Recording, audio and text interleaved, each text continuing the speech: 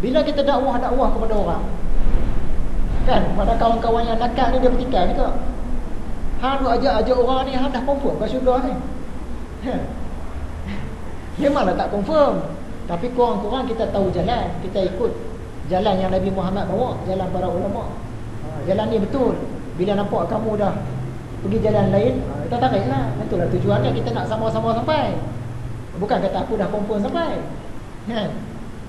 Jadi kita nak selamatkan orang ni, dia umpama kita nak selamatkan kucing nak melintas kan. Dia nak lintas jalan, kita nampak kereta sampai. Jadi kita pun tangkap dah. Dia duk meronta ni. Dia ronta, dia cakap kita, dia gigit kita sebab dia marah kita halang dia nak lintas jalan. Dia tak faham sebenarnya kita nak selamatkan dia daripada kena lenggek dengan kereta tu. Sebab tu kita tangkap dia. Jadi kalau dia kuat melawan, kita pun terlepas. Bila terlepas, dia lintas juga. Bila lintas juga, nasib lah. Nasib tak baik, dia kena lenggek. Jadi kita berdakwah ni macam tu juga. Kita nampak dah dia buat salah tu, jadi kita nak tarik. Bila kita nak tarik ni, orang anggap dia kita ni macam mengongkong kebebasan dia. Kan agama ni dia halang kita daripada tunduk kepada kebebasan yang untuk arah. Bila kita nak tarik dia marah. Apa ni nak tarik, tak payah lawan-lawan lah. Dia macam kucing tadi lah, kita nak tarik dia. Dia tak mau duk lawan kita, dia lintas juga kena langgar. So, dia umpamaan dia macam tu, nak selamatkan kucing yang melintas. Dulu saya ada berdialog dengan satu orang penganut agama Hindu. Tapi dia ni orang Melayu. Orang Melayu, agama Hindu, Indonesia. Saya dakwahlah agama Islam ni kepada orang Hindu kan, dalam internet. Sembang baik-baiklah dialog. Yang dia persoal, dia kata agama ni hak milik peribadi. Macam kamu tak sepatutnya sebarkan agama Islam kepada orang lain.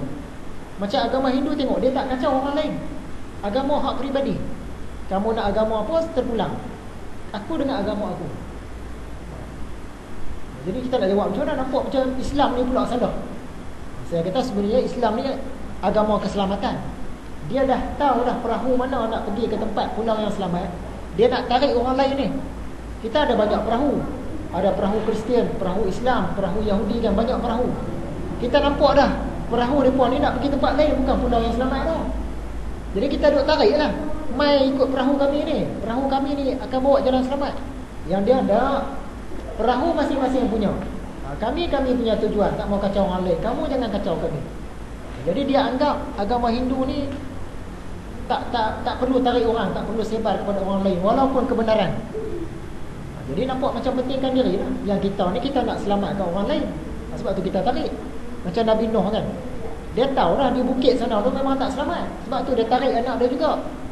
Kanaan mari naik perahu bapak ni.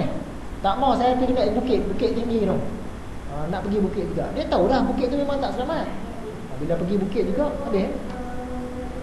Anak dia boleh jawab. Kalau nak jawab macam penganut Hindu tadi, bapak punya jalan, saya punya jalan. Agama lain-lain. Saya jalan keselamatan ada bukit, bapak jalan keselamatan ada perahu. Lain-lain punya pasal. Bapak jangan sibuk agama saya. Tapi agama Islam tak, dia agama nak menyelamatkan orang, dia mesti kena sebar.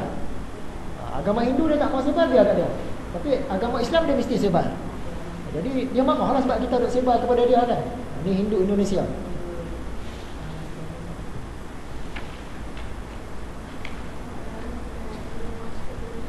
Kerana itu, hak seorang guru adalah lebih besar daripada hak ibu bapa. Hak apa pula ni yang dimaksudkan? Dia kata hak guru agama ni lebih besar daripada ibu bapa.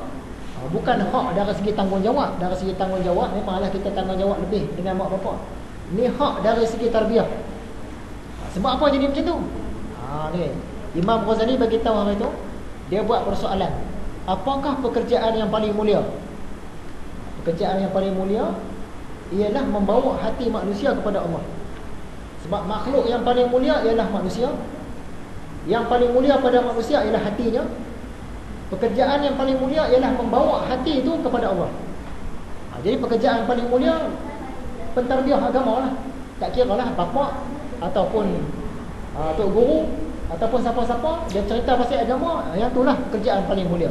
Okay? Yang berkait dengan hati. Kenapa Imam Ghazali cakap hak guru ni lebih besar daripada hak ibu bapa? Dia bagi contoh lah di situ. Dia hurai, kita ambil contoh. Rata-rata lah. Rata-rata mak bapak ni dia tak ajar anak dia ilmu mukasyafah, walaupun ilmu tu ilmu fardu ain. Ada tak? Ajar? Tak ada. Kecuali kalau bapak dia memang guru dah. Bapak dia memang ada ilmuan agama, bapak dia cerita. Macam saya kecil-kecil dulu kan, orang tak cerita ilmu mukasyafah walaupun fardu ain. Kan? Keluarga pun tak cerita pasal mengenal Allah sampai ke peringkat hakikat ke, sampai ilmu sifat 20, keluarga tak cerita. Yang kita dapat daripada tok guru. Mak bapak kita tak cerita. Tafsir Quran, mak bapak kita tak cerita. Kita berguru baru dapat. Ilmu tentang hierarki, ilmu tentang perbandingan agama, ilmu tentang tasawuf, semua kita dapat daripada guru. Jadi kata Imam Ghazali, guru ni kenapa hak dia lebih daripada ibu bapa? Sebab dia bawa jalan keselamatan budak ni kepada keselamatan yang abadi. Keselamatan di akhirat tu. Macam mana nak selamatkan budak ni daripada nak mudahkan budak ni masa sakaratul maut. Macam mana nak selamatkan budak ni daripada fitnah kubur. Macam mana nak selamatkan anak murid aku ni daripada mahsyar. Macam mana nak selamatkan anak murid aku ni di titian. Macam mana nak selamatkan anak murid aku ni sampai masuk dalam syurga. Guru dia fikir yang tu.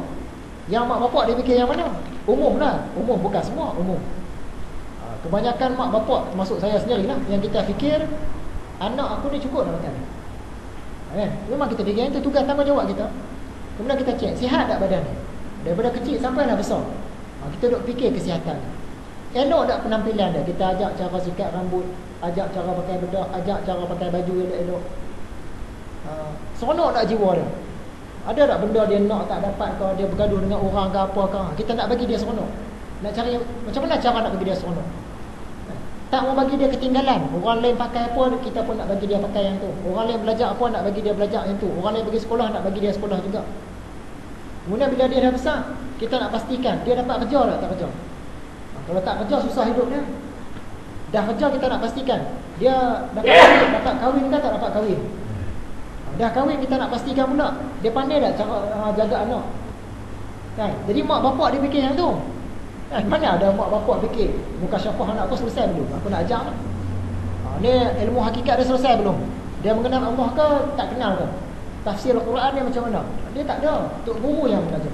Kecuali kalau mak bapak orang tu memang tok guru dah, dia mengajar. Sebab tu Imam Ghazali kata hak tok guru ni dia lebih daripada hak ibu bapa. Dari sudut tarbiyah lah, dari sudut tanggungjawab lebih mak bapak. Tok guru mana boleh lawan. Dari sudut tarbiyah, saya ingat macam saya kecil-kecil dulu lah duduk dengan bapa. Keluarga yang lain ada lah kan.